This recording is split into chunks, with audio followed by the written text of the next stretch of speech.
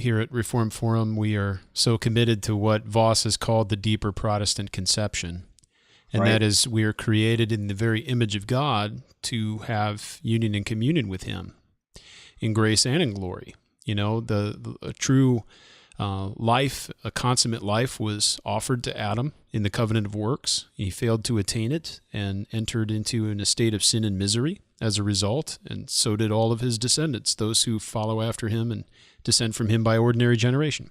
But now through Jesus Christ, we have redemption, but not merely a reset, but we have the covenant of grace and the new covenant administration of that covenant of grace, which brings us to that heightened and consummate life which was originally offered to Adam. So now through the second and last Adam, we have secured for us by grace what was offered to Adam upon condition of personal, perfect, exact, and entire obedience. So this is quite interesting to think of a future, a telos or goal, an eschatos or last thing for Adam, even as he was created and placed in the garden.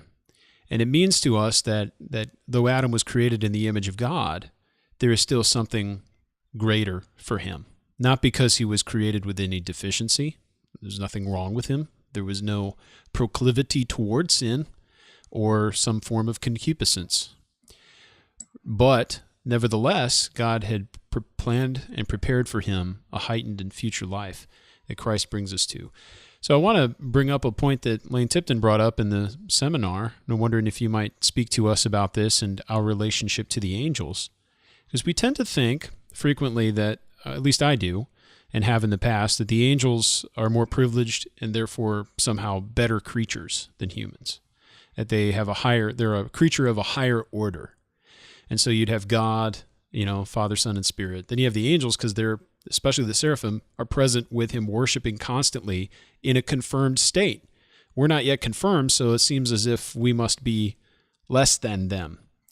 But that is a temporary mindset, because we need to be reminded of the eschatology of human beings. If we're only thinking of our present reality, we're not looking at the larger scope, and we're not looking at why we were created, and the fact that we were created in God's very image, which is debatable whether the angels were. Some people debate. Dr. Tipton has good reason to suggest that the angels, though they are rational creatures and they do worship the Lord, are not created in the image of God, at least the way we are, for sure.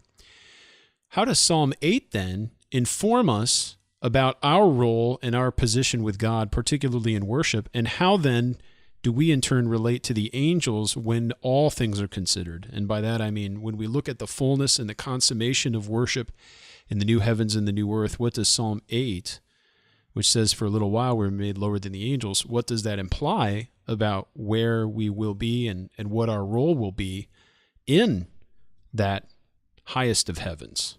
Yeah. By virtue of the access we have through our great high priest, Jesus Christ, even now.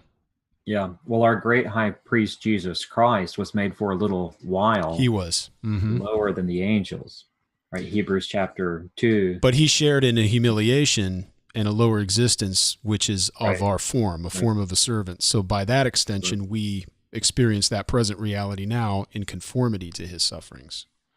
Yes. But he's been exalted above all and seated at the right hand of the throne of God in heaven.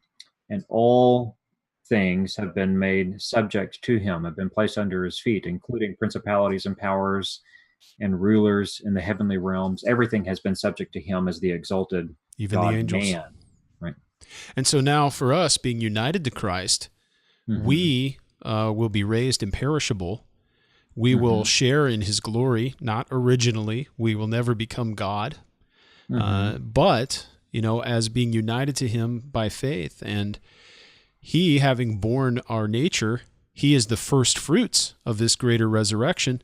We too will come to be seated. We are right now presently seated with him in heavenly places, but we will reign for all eternity as under shepherds or vice regents, vicegerents, whatever word you want to use, as his image, those who have been conformed to the image of Christ, so that Christ would be the firstborn of many brothers, Romans 8:29.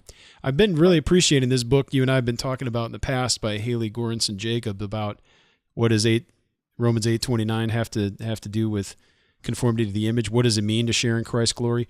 She's really heavy on the functional glory, and I appreciate the emphasis there. I don't think that's everything that's being said in that text, but we often truncate, I think, the glory not to consider Christ's victory and his lordship as much as we ought.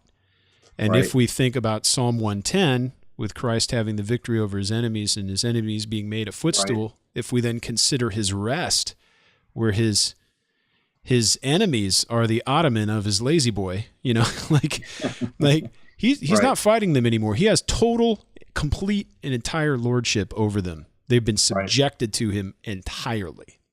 He's entered into his rest, but we too.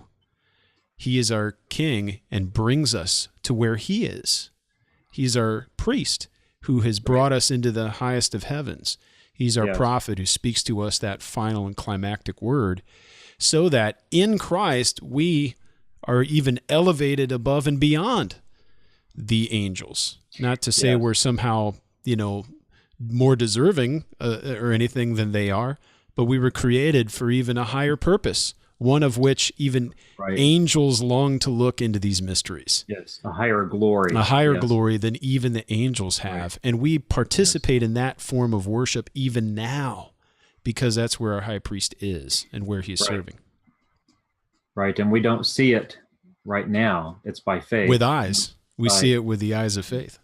But it's true. It's absolutely true of us. We're Coram Deo.